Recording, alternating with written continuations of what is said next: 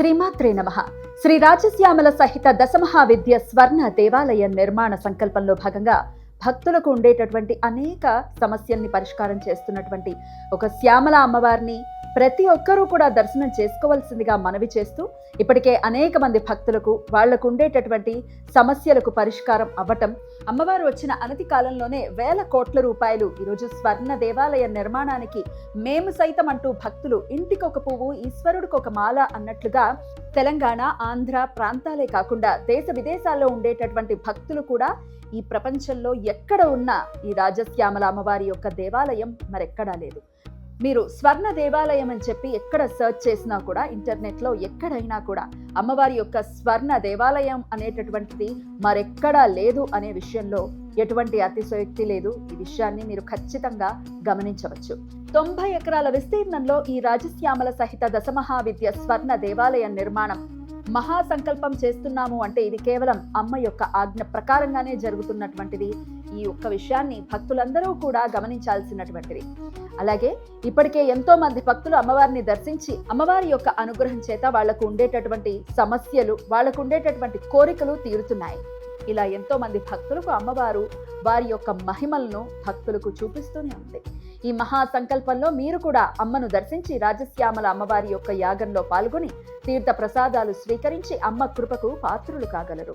రాజశ్యామలను పూజించడం వలన ఎటువంటి సమస్యలైనా కూడా తక్షణమే పరిష్కారం అవుతాయి. రాజశ్యామల అమ్మవారి యాగశాలలో వెంటనే ముఖ్యంగా ఇక్కడికి వచ్చేటటువంటి భక్తులకు ఆర్థిక సమస్యలు, మరీ ముఖ్యంగా వ్యాపారంలో, వైవాహిక జీవితంలో, అదే మాదిరిగా రాజకీయపరమైన అంశాలలో నరఘోష, ప్రయోగ బాధలు, దిష్టి దోషం, ఇలా నవగ్రహ దోషాలు, వాస్తు దోషం ఒకటేమిటి ఎటువంటి సమస్యకైనా సరే అమ్మను దర్శనం చేసుకుని ఇంటికి వచ్చిన తర్వాత వారికి ఇప్పుడు అమ్మవారు మన దగ్గరికి వచ్చి 10 నుండి 15 రోజుల మధ్యలోనే ఇప్పటి వరకు కొన్ని వేల కోట్ల మంది ఫోన్లు చేస్తూ అమ్మవారి యొక్క దర్శనానికి ఎలా రావాలి అని తాపత్రయపడుతూనే ఉన్నారు.